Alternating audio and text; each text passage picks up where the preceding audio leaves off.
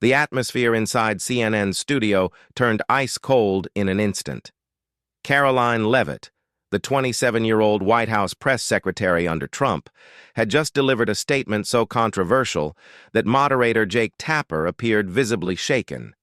Sitting directly opposite her, Representative Jasmine Crockett's expression shifted to one of barely contained outrage. The following 30 seconds would produce the most devastating political confrontation of 2025, leaving Leavitt utterly dismantled on national television. The inflammatory remark that ignited everything began when Leavitt implied certain neighborhoods lacked the cultural maturity for specific federal assistance programs. She had no clue that Crockett possessed documentation that would reveal her double standards in the most damaging manner imaginable. Before we explore this extraordinary battle, let us know your location in the comments section. Don't forget to subscribe because explosive moments like these are unmissable. The scene was prepared for an incredible showdown between two influential women embodying vastly different versions of America.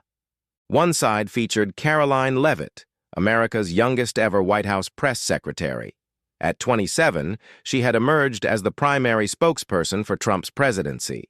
Recognized for her cutting remarks and absolute dedication, this New Hampshire native represented young conservative values, blonde, refined, and completely certain of her moral superiority. However, tonight she confronted someone immune to her standard intimidation methods. Opposite sat Texas Representative Jasmine Crockett, a 43-year-old former civil rights lawyer who had rapidly established herself as Congress's most courageous voice. Unlike politicians who carefully measured their statements, Crockett was famous for challenging authority regardless of potential backlash. Her defense attorney background had equipped her with skills to demolish adversaries using pure facts, and congressional experience had only enhanced these abilities. The importance of this encounter was immense. This transcended typical CNN State of the Union political discussions. This represented a struggle for America's conversational soul during a period of heightened racial tensions. Leavitt had been making progressively aggressive statements regarding cultural disparities and community preparedness, coded messages many interpreted as thinly disguised racism. Crockett had been observing, preparing, and collecting evidence. Tonight marked her counterattack moment. Jake Tapper had arranged this meeting to examine the administration's new community readiness program, an initiative determining neighborhood qualification for federal aid through cultural evaluations. Opposition labeled it discriminatory. Advocates claimed it represented logical policy. Unknown to everyone, Crockett had secured internal documentation that would completely expose this operation. Studio tension was suffocating. Leavitt sat confidently, displaying her characteristic smirk, obviously believing she could manage whatever challenges this Congresswoman presented. After all, she had confronted journalists, survived congressional questioning, and become Trump's most reliable spokesperson. She remained unaware of the approaching storm. The segment's opening minutes proceeded predictably. Tapper posed routine questions about federal spending strategies. Both participants delivered prepared responses about governmental efficiency and community development. Home audiences likely anticipated another mundane Sunday morning political conversation where nothing significant occurs. Those familiar with Jasmine Crockett recognized she was executing an entirely different strategy. While Leavitt performed for cameras with polished talking points about intelligent governance and strategic funding, Crockett was analyzing her opponent like a chess grandmaster plotting her next several moves. She had invested weeks preparing for this encounter, not merely reviewing policy specifics, but constructing an ironclad argument that would be impossible to dismiss or deflect. The folder positioned beside Crockett's chair wasn't television staging. It contained results from months of systematic research. As a former defense attorney, she understood that opponent destruction required neither dramatic presentations nor clever sound bites. It demanded evidence, concrete, irrefutable proof that would eliminate political spin and expose underlying truth. Leavitt, meanwhile, displayed the overconfidence that had become her trademark. She had built her reputation on being the youngest, most intelligent person present, someone capable of out-debating veteran politicians and experienced reporters. Her meteoric rise from campaign worker to White House press secretary had convinced her of her invincibility. After surviving congressional hearings, hostile press conferences, and numerous media assaults, what could one Congresswoman possibly accomplish against her during a Sunday morning talk show? This overconfidence would become her destruction. Then Leavitt committed her initial error. "Jake, let's be realistic," Leavitt declared, leaning forward with confident expression. "Not every neighborhood is prepared for identical federal investment levels. Some areas possess stronger cultural frameworks, superior family systems, greater emphasis on education and diligence. Acknowledging reality isn't racist." Crockett's expression hardened, but she maintained composure. "I apologize, Karoline, but could you explain what you mean by stronger cultural frameworks? That sounds like you're implying some Americans are culturally deficient." Leavitt's smile expanded. She believed she had positioned Crockett exactly where she wanted. "I'm discussing quantifiable results, Congresswoman. Communities with superior graduation statistics, reduced crime figures, stronger economic performance. These aren't viewpoints, they're data." "Data," Crockett repeated slowly, her tone ominously quiet. "Fascinating that you mentioned data, Karoline, because I possess some information of my own to present." Leavitt wasn't finished. Encouraged by what she perceived as Crockett's defensive stance, she intensified her assault with the aggressive confidence that had made her famous among Republicans. This was the Karoline Leavitt that Trump admired. Fearless, unrepentant, willing to voice what others merely whispered privately. "Listen, I realize this might be difficult for some to accept," Leavitt continued, her voice adopting that patronizing tone that had become her signature. "But we cannot continue investing money in neighborhoods that haven't demonstrated effective federal resource utilization. Some cultures simply emphasize different priorities. It's not judgment. It's observation based on decades of information." She reclined in her chair with a satisfied expression, clearly believing she had delivered a decisive blow wrapped in academic terminology. This was her expertise, taking controversial stances and presenting them as simple common sense that only unreasonable people would challenge. "Consider education funding, for instance," Leavitt continued, warming to her subject. "We've invested billions in certain school systems with minimal results. Meanwhile, other areas, communities that value education, discipline, and hard work, consistently achieve better outcomes with less funding. It's not about race, Congresswoman. It's about culture, values, and priorities." The CNN studio audience, primarily political insiders and journalists who had witnessed countless debates and hearings, began shifting uncomfortably. Several audible gasps emerged from the back rows. Even in an era of increasingly divided political discourse, this exceeded anyone's expectations for a mainstream Sunday morning program. Multiple audience members were already reaching for phones, sensing they were witnessing something that would be discussed for years.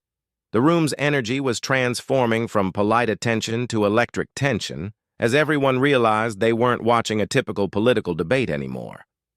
Tapper, an experienced journalist who had moderated presidential debates and handled countless controversial moments, attempted to intervene with diplomatic language that usually diffused such situations.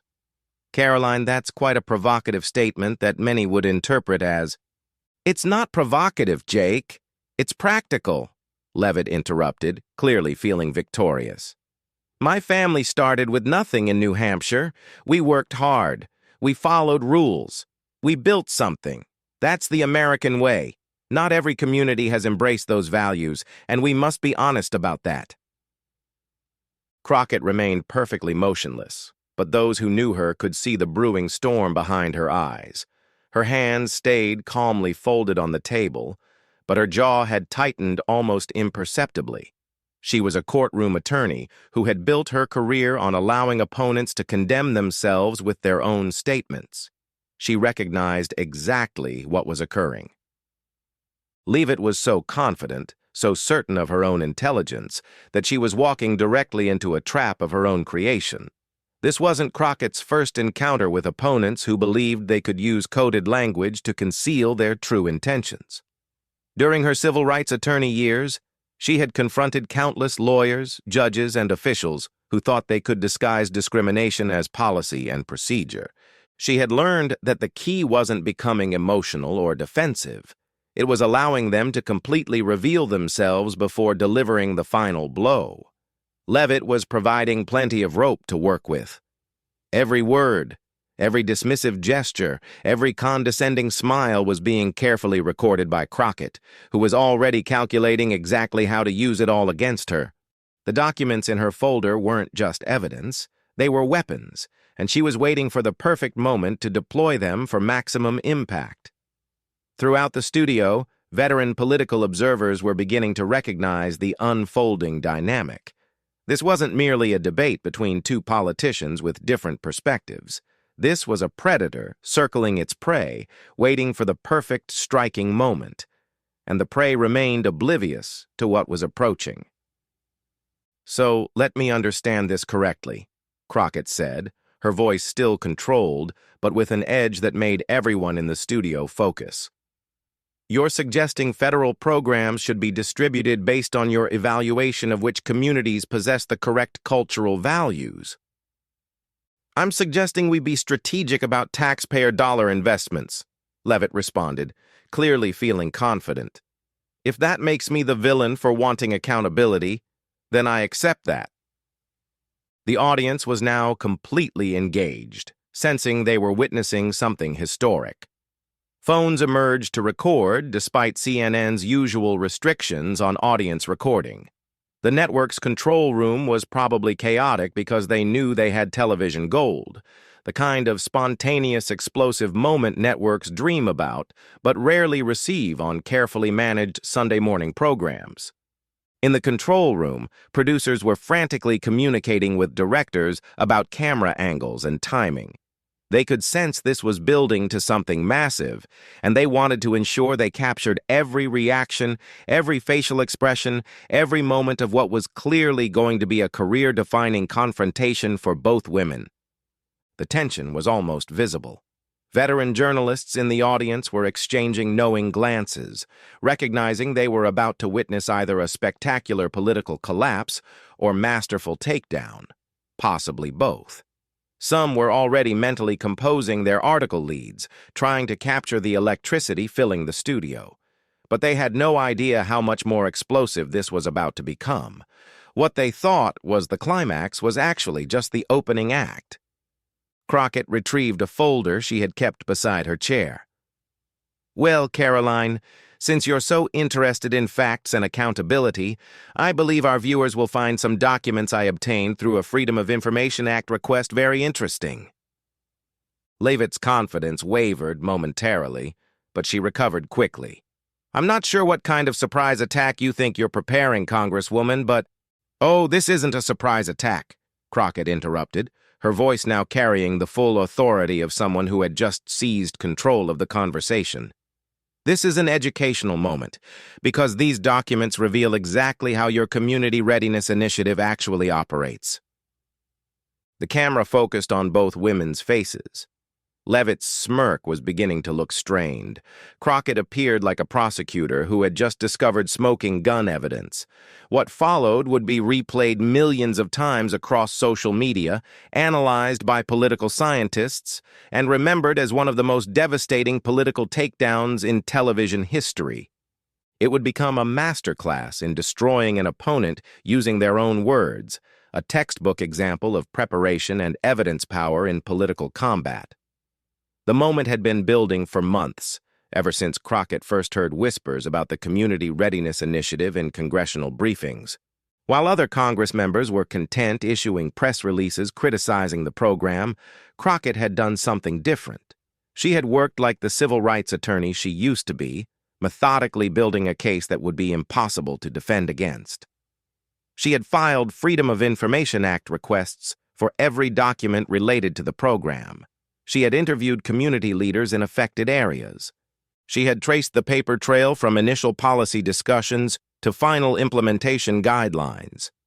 She had even obtained correspondence between White House officials that revealed the true motivations behind policies dressed in neutral language. But most importantly, she had waited for the right moment to use it all. And that moment was now. Crockett opened the folder and extracted the first document. This is an internal memorandum from the White House Office of Intergovernmental Affairs dated just 3 weeks ago. Would you like me to read what it says about how communities are being evaluated for this program? Leavitt's face had paled, but she tried maintaining her composure. I won't comment on alleged internal documents. Oh, these aren't alleged, Karoline. These are official government documents with your signature on them.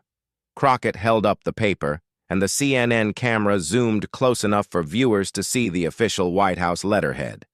This memo specifically states that communities will be ranked using what you call cultural compatibility scores. Should I read the criteria? The studio was now completely silent, except for camera shutter sounds. Tapper looked like he couldn't believe what he was witnessing. The criteria include, Crockett continued, reading directly from the document, English as primary language, traditional family structures, limited reliance on social services, and, this is my favorite part, alignment with traditional American values as determined by community demographics. Leavitt attempted to interrupt, but Crockett wasn't finished. But here's where it becomes really interesting, Crockett said, pulling out another document. This is a scoring sheet for different communities. Guess which communities received the highest cultural compatibility scores? Predominantly white suburban areas. Guess which ones received the lowest? Urban areas with large Black and Latino populations. The audience was now murmuring loudly. Several people were standing to get a better view. The room's energy had completely shifted. That's taking things out of context, Leavitt stammered, but her confidence was completely gone now. Out of context? Crockett's voice rose with controlled indignation. Karoline, your own office created a scoring system that gives higher ratings to white communities and lower ratings to communities of color. How exactly is that out of context? But Crockett wasn't finished. She pulled out a third document that made Leavitt's face go completely white. This is my absolute favorite document, Crockett said, holding it up. This is an email chain between your office and the Department of Housing and Urban Development. In this email, your deputy specifically writes, and I quote, "We need to make sure the money goes to communities that will use it the right way. We all know what that means." The gasps from the audience were now clearly audible. Tapper was frantically shuffling his papers, clearly trying to figure out how to handle this bombshell. And then, Crockett continued, her voice now carrying the full force of righteous anger, your communications director responds with a laughing emoji and writes, "Karoline will love this. Finally, a way to fund real Americans instead of the usual suspects." The studio erupted. Half the audience was on their feet, some applauding, others looking shocked. Leavitt was trying to speak, but no words were coming out. The usual suspects, Crockett's voice boomed across the studio. Is that what you call Black and Latino families who need federal assistance? The usual suspects? Leavitt finally found her voice, but it was shaky and desperate. Those emails are being taken completely out of context. We were talking about ensuring proper oversight. Karoline, Crockett cut her off, her voice now ice cold. Stop lying. Just stop. You got caught. Your administration created a systematic way to discriminate against communities of color, and you put it in writing. The Congresswoman stood up, her full authority now on display. The cameras followed her every movement. For months, you've been using coded language about cultural readiness and community values, thinking you were being clever, thinking you could implement racist policies without saying the quiet part out loud. But you did say it out loud, didn't you? in your emails, in your memos, in your official government documents. Leavitt was now visibly shaking. She looked toward Tapper for help, but he was as transfixed as everyone else in the studio. "And you know what the most disgusting part is?" Crockett continued, now speaking directly to the camera. "You had the audacity to sit here tonight and lecture me about facts and accountability while you were running a program designed to starve black and brown communities of federal resources." The applause from the audience was now thunderous. People were cheering, whistling, and some were even standing on their chairs to get a better view. "This is what racism looks like in 2025, Crockett declared, her voice carrying to every corner of the studio and to millions of viewers at home. "It's not white hoods and burning crosses. It's official government memos and cultural compatibility scores and laughing emojis about funding real Americans." Leavitt made one last desperate attempt to regain control. "Congresswoman, you're completely mischaracterizing—" "I'm reading your own words," Crockett shot back, holding up the documents. "These are your signatures, your office, your policies. How exactly am I mischaracterizing anything?" The energy in the room was electric. This wasn't just a political debate anymore. It was a moment of truth, a reckoning that millions of Americans had been waiting for. "You want to talk about American values?" Crockett said, her voice now carrying the weight of history. "Let me tell you about American values. American values are about equal opportunity for all citizens, regardless of race or ethnicity. American values are about judging people by their character, not the color of their skin. American values are about using government resources to lift up all communities, not just the ones that look like you." The standing ovation began in the front row and spread throughout the entire studio audience. Even some of the CNN crew members were applauding. Leavitt sat frozen in her chair, her face a mask of shock and humiliation. "And you know what else?" Crockett said, turning back to Leavitt with a look that could melt steel. "You're done. This program is done. These policies are done. Because the American people just saw exactly what you really think about them." The immediate aftermath in the CNN studio was unlike anything anyone had ever witnessed. As the segment went to commercial break, the audience remained on their feet, cheering and applauding. Leavitt sat motionless in her chair, staring at the documents Crockett had spread across the table like evidence in a murder trial. Tapper, a veteran journalist who had moderated presidential debates and covered major news events for decades, later said it was the most explosive moment he had ever witnessed on live television. "I've seen politicians get caught in lies before," he told his CNN colleagues afterward. "But I've never seen someone get dismantled so completely with their own words." But the real explosion happened online, where modern political battles are won and lost. Within minutes of the segment airing, social media erupted like a volcano that had been building pressure for months. The explosion was so massive and immediate that it crashed several trending algorithms and forced Twitter, now X, to expand their trending topic section just to accommodate all the related hashtags. Crockett Destroys was trending worldwide within 10 minutes, but was quickly joined by dozens of other hashtags that captured different aspects of the confrontation. Usual Suspects, referencing the racist email Crockett had exposed, was picked up by celebrities, politicians, and regular citizens alike, becoming a rallying cry for those who had experienced discrimination dressed up as policy. Receipts provided became shorthand for any time someone backed up their accusations with concrete evidence. Cultural compatibility was turned into a bitter joke about discriminatory government policies.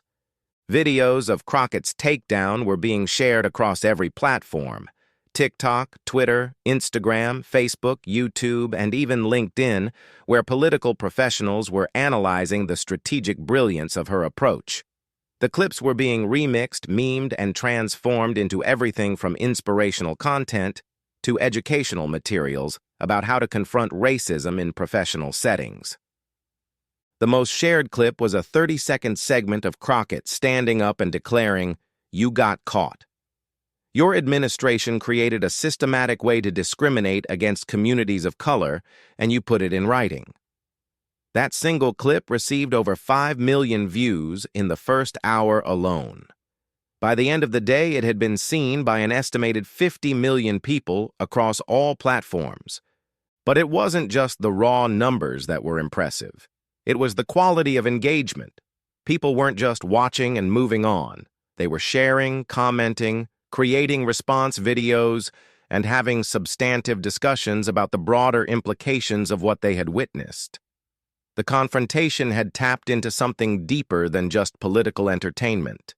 It had given people a sense that accountability was still possible in American politics. Major political figures from both parties weighed in within hours. Former President Obama tweeted, "This is what accountability looks like. Congresswoman Crockett showed the country that we cannot and will not accept discrimination dressed up as policy." Even some Republicans were distancing themselves from Leavitt's comments. Senator Lisa Murkowski of Alaska posted, "These documents are deeply troubling. All Americans deserve equal treatment from their government." The most brutal response came from Vice President Kamala Harris, who released a statement saying, "What we witnessed tonight was not just the exposure of racist policy, but a masterclass in how to hold power accountable." Congresswoman Crockett did what every American hopes their representatives will do. She spoke truth to power with receipts. The political implications went far beyond social media reactions. By the next morning, 7 different congressional committees had announced investigations into the Community Readiness Initiative. The NAACP filed a federal lawsuit challenging the program. The ACLU called for a Justice Department investigation into potential civil rights violations. More damaging for the Trump administration, 3 Republican senators announced they would not support funding for the program. Senator Susan Collins of Maine said, "If these documents are accurate, this program is indefensible and must be terminated immediately." The White House tried to contain the damage. Press Secretary Leavitt, the same Karoline Leavitt who had been humiliated on CNN, held an emergency press briefing the next day, but it only made things worse. The Congresswoman took those documents completely out of context, Leavitt insisted to a room full of skeptical reporters. The Community Readiness Initiative is about ensuring effective use of taxpayer dollars, nothing more. But when reporters asked her to explain the usual suspects email, Leavitt couldn't provide a satisfactory answer. When they asked about the cultural compatibility scores, she claimed they were preliminary drafts never implemented. When they asked why communities of color consistently scored lower on these assessments, she said she would have to get back to them on specific methodology. It was a disaster. Video clips of Leavitt stumbling through the press briefing were almost as widely shared as Crockett's original Takedown.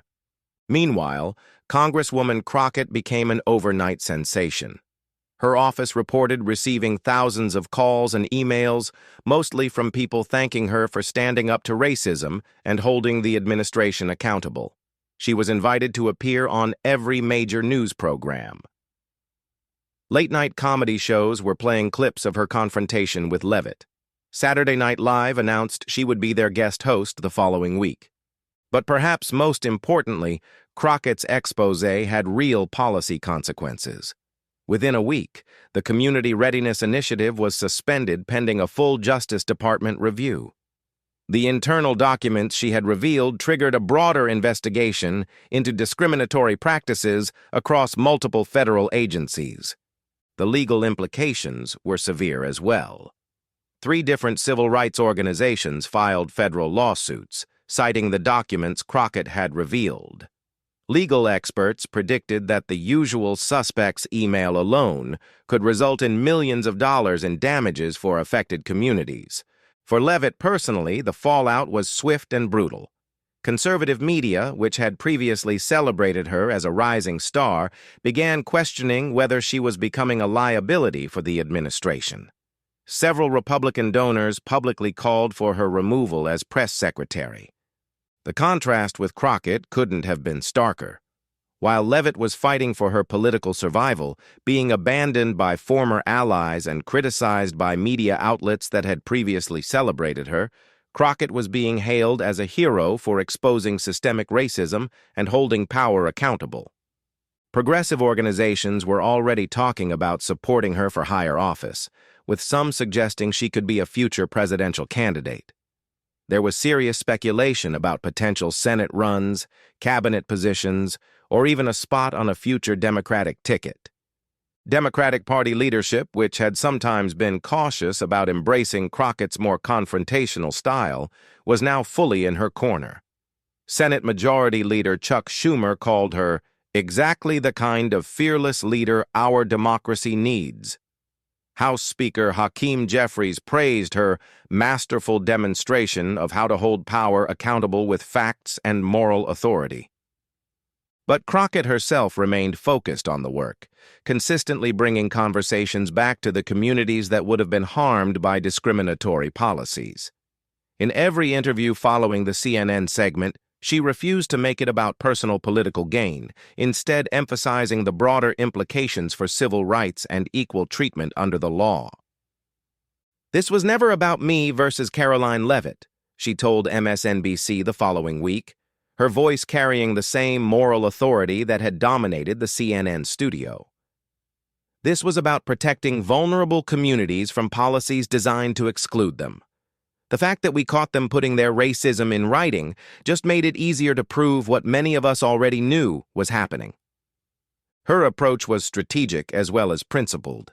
By consistently focusing on the policy implications rather than personal political gain, she maintained the moral high ground while building broader support for the investigations and reforms that would follow. Even moderate Republicans found it difficult to criticize someone who was clearly motivated by protecting vulnerable communities rather than advancing her own career. The broader implications for American politics were enormous. Crockett's takedown of Leavitt became a template for how to confront racism in the political arena. Instead of letting dog whistles and coded language slide by, she had demanded receipts. Instead of accepting vague explanations, she had produced specific evidence. Instead of playing defense, she had gone on the attack with facts and moral authority. Political strategists from both parties were studying the confrontation to understand what had made it so effective. Democratic operatives were looking for ways to replicate Crockett's approach.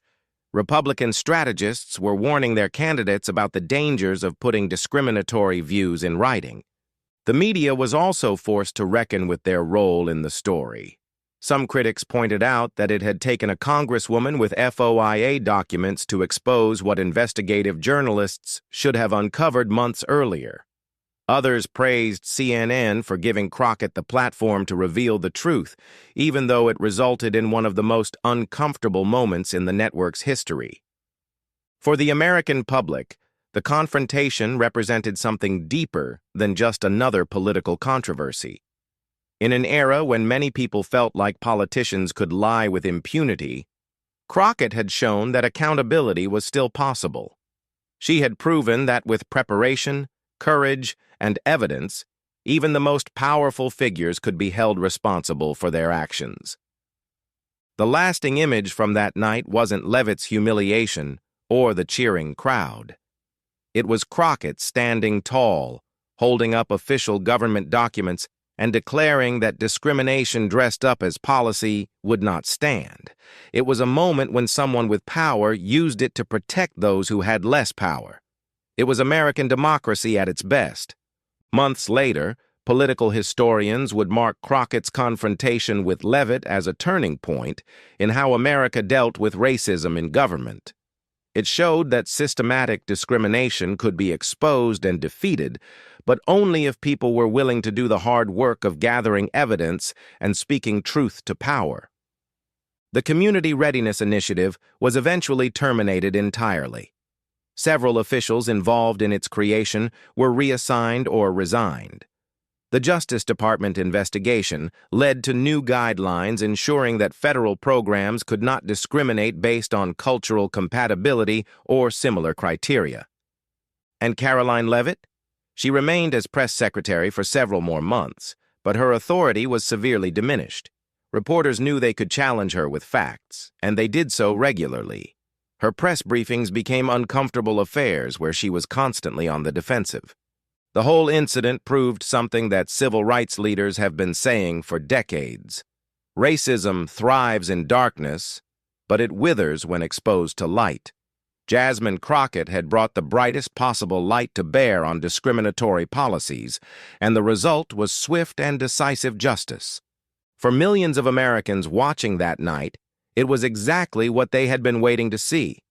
Someone had finally called out racism in government with the receipts to back it up. Someone had finally held power accountable. Someone had finally said what needed to be said, and the crowd had gone absolutely wild. If you found this political showdown as compelling as we did, make sure to like and subscribe for more moments when justice prevails in American politics. Drop a comment below and let us know your thoughts on Crockett's masterful takedown. Was watching her expose these discriminatory policies as satisfying as we thought it was? We'll see you in the next story where we break down more explosive political moments that changed everything.